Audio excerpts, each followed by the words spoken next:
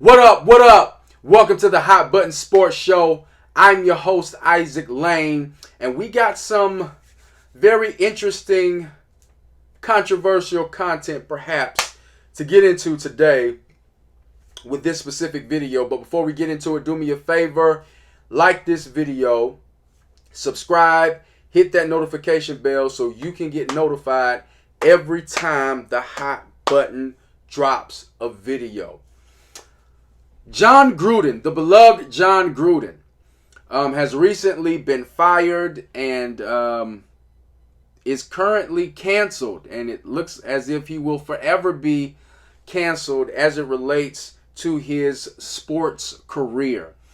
As a Buccaneer fan, this video is specifically addressing his removal from the Ring of Honor.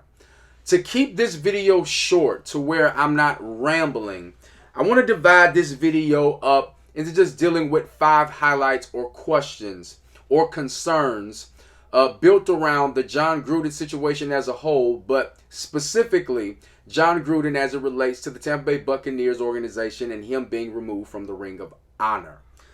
Here's the first thing that I want to say. Number one, I find it odd, strange, and somewhat hypocritical, knowing that Jon Gruden wasn't removed from the Ring of Honor after his racist comments were released. Not only was he not removed from the Ring of Honor, but he wasn't removed from his head coaching job. He was allowed to coach. I believe it was released about the racist comments were released on Friday. He coached that weekend.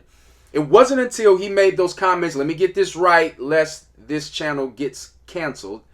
It wasn't until his comments towards the LGBTQ community were released, or people were notified about it, that he was fired or forced to resign, and he was removed from the Ring of Honor. My question to the Buccaneer organization and to the NFL as a whole, dang, being a racist ain't enough? It's not enough to call somebody a black man, that call him, rubber lips.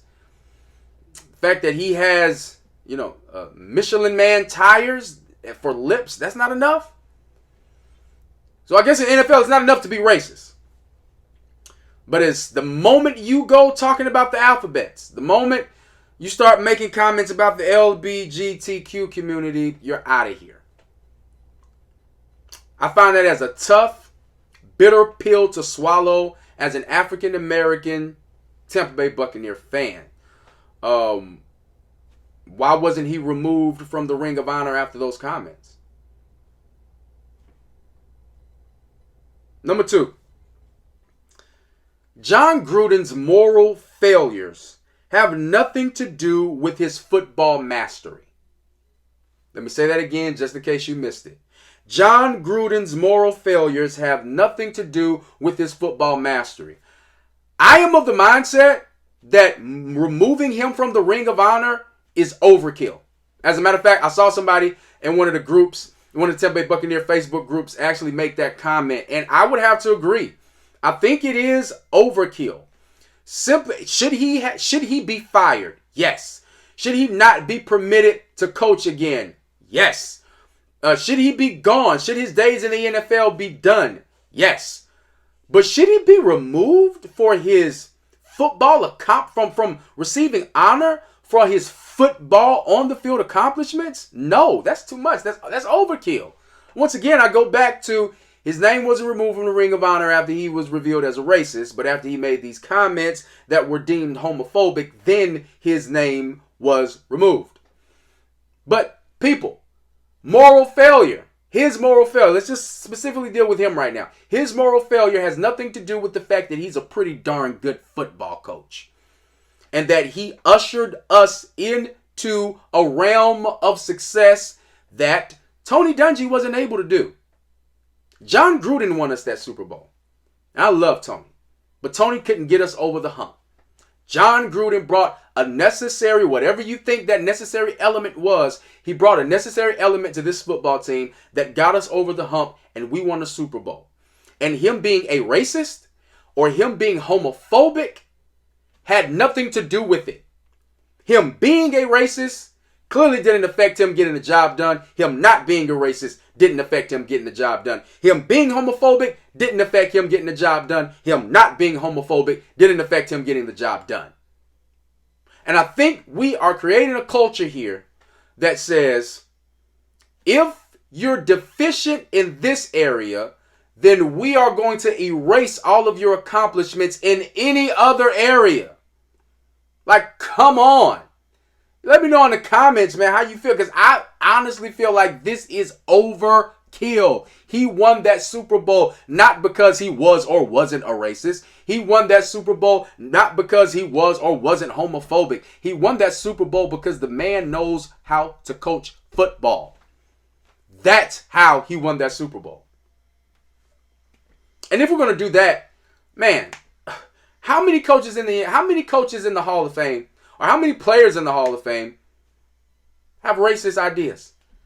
How many players and coaches and personnel in the Hall of Fame have homophobic ideas? We don't know, but you mean to tell me Jon Gruden is the only one? No, he's the only one who got caught. Which, at the end of the day, he's paying for that. But being removed from the Ring of Honor, I think that's overkill. Number 3. He's in the Ring of Honor because he can coach football. I really want that to set in. He's in the Ring of Honor. We love Chucky, or we loved Chucky as our coach, not because he was some high character dude. That's not why we fell in love with him. We fell in love with him because he knew how to get it done on the football field. He knew how to get it done from the sidelines. He knew how to translate sideline strategy to on the field wins. He knew how to translate sideline strategy to on the field wins. That's why we loved Jon Gruden. He should be punished. He should be fired. He should not be a coach ever again in the NFL. I agree 100%.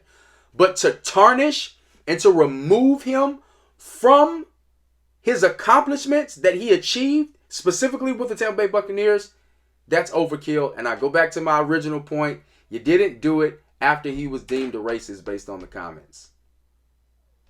Number 4. Since when in the hell did the NFL die and come back as the moral police?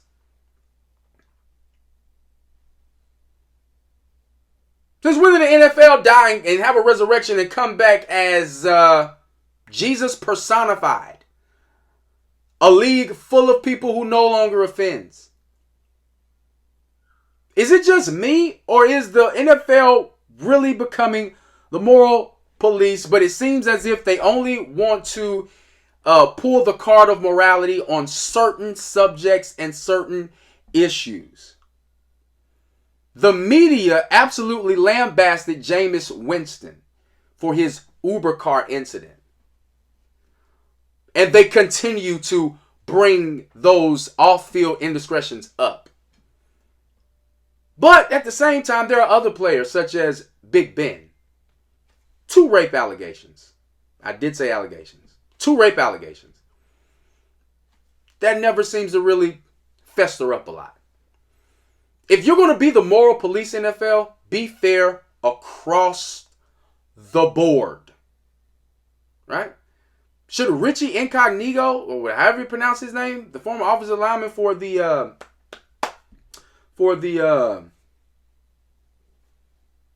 Dolphins, should he still have a job? Because he was a big time bully, from what all accounts and reports put out. Man, if you're going to be the moral police, be the moral police. Last but not least, this is a question for the NFL at large, including Tampa Bay Buccaneers, of course, but for the NFL at large. The NFL, in my humble opinion, has set a clear double standard now. With this move, with him being fired or forced to resign after these homophobic comments are released. They have set a clear precedence and a clear double standard. And with the Buccaneers waiting to remove him until the homophobic comments were released, they didn't remove him after the racist comments were released on Friday.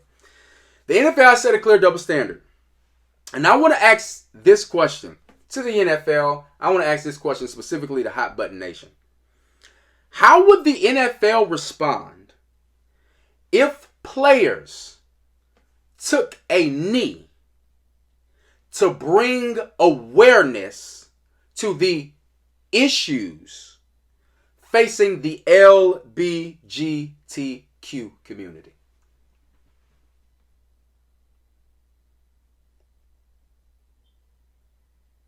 Would he be treated like a Colin Kaepernick, dare I say? Or would they stand by and support him? Here's all I'm saying. NFL, if you're going to be the moral police from now on, let's just be fair all across the board. That's all I got. Welcome to the Hot Button. I'll holler at you.